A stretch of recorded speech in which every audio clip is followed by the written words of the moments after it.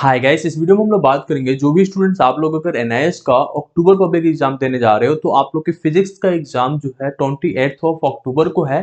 तो हम लोग जानने वाले हैं कि फिजिक्स की आपकी प्लानिंग कैसे रखनी है, कैसे प्रिपेयर करना है, क्या सिलेबस है, क्या क्या चीज़ें आपको छोड़ देना है, क्या चीज़ें एग्जाम में आने वाला है, क्या चीज़ें ज़्यादा इंपॉर्टेंट है आपको प्रिपेयर करना, क्या इजी रहता है प्रिपेयर करना है, उन सारे डिटेल्स के बारे में बात करने वाले हैं। तो इस वीडियो को थोड़ा भी स्किप नहीं करना और जैसा जैसा बताया गया है उसी तरीके से आपको प्रिपेयर करना है, ठीक है। सबसे पहले बात करते हैं एनआईएस के सिलेबस के बारे में एंड कुछ मिथ हैं उनको भी हम लोग आपके हटाएंगे, ठीक है। जो चीज़ें नहीं आपको प्रोसेस करना चाहिए, ठीक है। सबसे पहले बात करते हैं कि आपका सिलेबस क्या है। तो अगर आप सीबीएसई से एनआईएस में आए हो या आप डायरेक्ट एनआईएस में हो तो यू नो डेट कि एनआईएस जो है 11th एंड 12th दोनों का सिलेबस कवर करता है।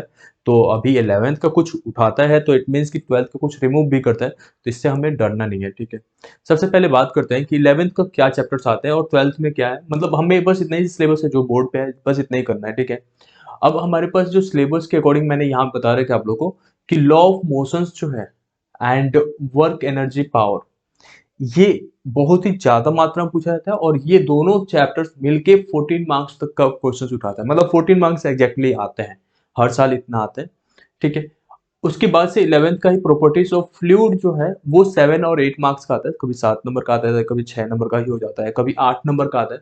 तो ये रहता है। और यहाँ पे मतलब इसमें से न्यूमेरिकल्स पार्ट ज्यादा रहेंगे, आपका डेरिवेशंस कम रहता है। यहाँ पे आपको एक छोटा सा डेरिवेशन दिख जाता है, अदरवाइज ये 1 मार्क्स और 2 मार्क्स के क्वेश्चन के लिए।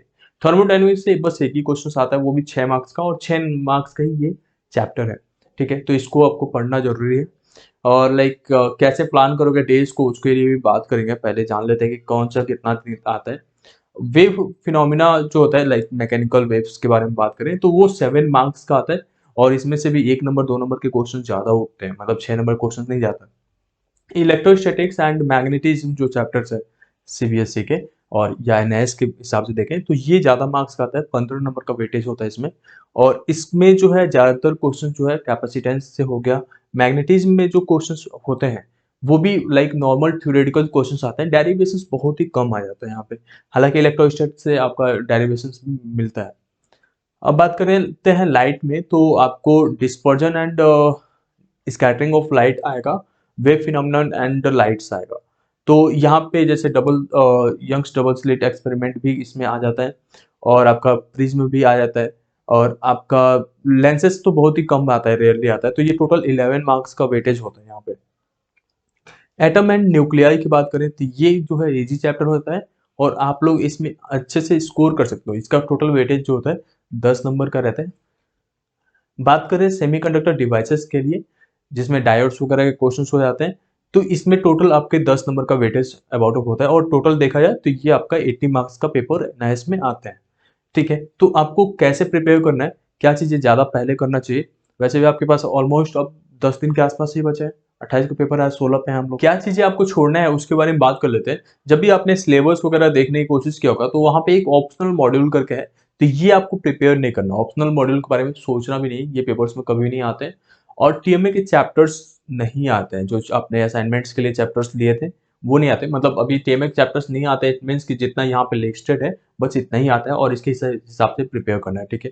अभी जो होता है क्वेश्चंस की प्रैक्टिस करना बहुत जरूरी है। कुछ न्यूमेरिकल्स पार्ट यहाँ पे ज्यादा होते हैं और साथ साथ जो है आपका थ्योरेटिकल पार्ट ज्यादा होता है। डेरिवेशंस आपको बहुत ही मिनिमम देखने को मिलता है एनआईएस के फिजिक्स के पेपर में, ठीक है। अब बात करते हैं कि प्रीवियस ईयर क्वेश्चन पेपर कितना जरूरी है आप लोगों को करना। तो प्रीवियस ईयर क्वेश्चन पेपर बहुत ही ज्यादा जरूरी रहता है क्योंकि क्वेश्चन रिपीट होते हैं, क्योंकि सिलेबस बस इतना ही सा है।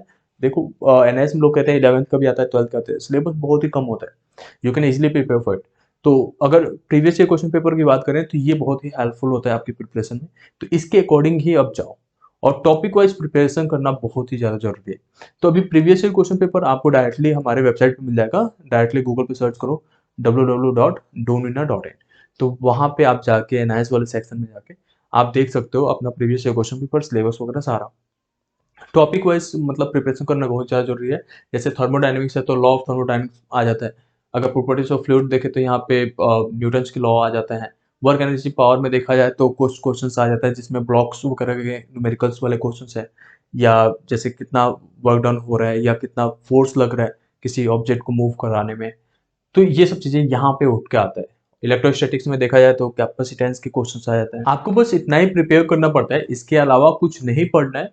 एक चीज आपको ध्यान रखना है कि एग्जाम में जब आप क्वेश्चन अटेम्प्ट करते हो, जैसे लाइक अभी मान लो इतना हमने बताया और इसके अलावा कुछ अलग से क्वेश्चन आ गया, तो आपको उससे देख के घबराना नहीं। मान लो एक क्वेश्चन अलग से आ भी गया, तो आप उसे मोल्ड करके अपने हिसाब से कुछ भी लिख सकते हो उसमें, मतलब क्वेश्चंस को छोड़ने के बजाय उसमें अपने पास से जो भी रिलेटेड आंसर आपको समझ में आ रहा है वो वहाँ पे लिख के आ जाओ, ठीक है।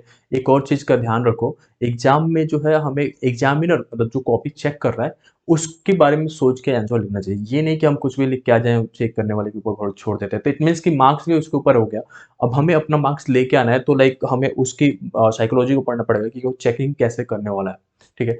तो जैसे बहुत सारे टॉपर्स के हमने कॉपी देखे हैं एंड उसमें जो प्रीवियस ईयर में भी काफ़ी अच्छे जो परसेंटेज हमारे स्टूडेंट्स लेके आए थे, तो उनका भी हमने जो प्रिपरेशंस और जो अटेम्प्ट करने का तरीका था वो मैं बताता हूँ आपको। उन्होंने ये फॉलो किया कि जो एमसीक्यूज थे उनको उन्होंने लास्ट में रखा, मतलब पहले नहीं किया, क्योंकि एमसीक्यूज को आप पढ़ना शुरू करते हो तो अगर नहीं आ रहा है तो फिर आप डिसअपॉइंट हो जाओगे और फिर हो नहीं पाता है।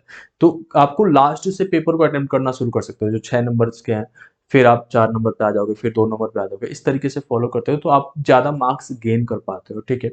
तो जैसे मान लो आपने 6 मार्क्स का क्वेश्चन है, ठीक है, तो 6 मार्क्स के क्वेश्चन में अगर 3-4 आते हैं तो उतना ही कर लो। और एक और बात का ध्यान रखो, आप जो पहली बार क्वेश्चन अटेम्प्ट करते हो वो आपको अच्छे से आना चाहिए, जिससे कि एग्जामिनर को ना मार्क्स देने में वो हो जाता है, लाइक एक बार समझ जाता है कि बच्चे को कुछ ना कुछ आता है। बट आपने कुछ ऐसे जगह से अटेम्प्ट करना शुरू किया जहाँ पे आप गलती ही लिखते चले जा रहे हो, तो फिर एग्जामिनर समझ जा रहा है कि आप उनको झेल रहे हो, फिर वो मार्क्स कम करते चला जाता है, ठीक है। एक और चीज़ का ध्यान देना, जैसे 6 मार्क्स के आप क्वेश्चंस को अटेम्प्ट करते हो ना, तो जैसे 6 मार्क्स में से आपको 4 नंबर मिले, 5 नंबर मिले या 6 में 6 मिल गए, तो वो जब ज़्यादा नंबर से उठ के आते हैं धीरे-धीरे नीचे, कम नंबर की तरफ, ठीक है, तो उनकी वो बन जाती है, दिमाग में बैठ जाता है कि हमें नंबर देते जाना है। अगर आपका 1 नंबर वाला क्वेश्चन भी है ना, तो वहाँ पे आधा नंबर वो दे देते हैं। बट अगर 1 नंबर से शुरू करते हैं, तो वो 1 नंबर पे आए हैं, तो 1 नंबर मान लो 1 नंबर आपको दे दिया, 2 नंबर में से डेढ़ नंबर 2 नंबर दे दिया। तो वो जो कम नंबर देने की उनके वो होता है ना, तो 4 नंबर में जाते हैं तो 2 नंबर पे रह जाता है। तो हमें जो है हमेशा ज़्यादा से सोचना चाहिए, फिर नीचे की तरफ आना चाहिए। तो आपको ये स्ट्रैटेजी फॉलो करना है, मतलब बेसिकली ये है कि पेपर को आप लास्ट क्वेश्चन से अटेम्प्ट करना शुरू करते हो तो ज़्यादा अच्छा रहता है, मतलब डिसेंडिंग ऑर्डर में करना शुरू करो। होप इन डेटा आपको ये वीडियो पसंद आया होगा। Thank you.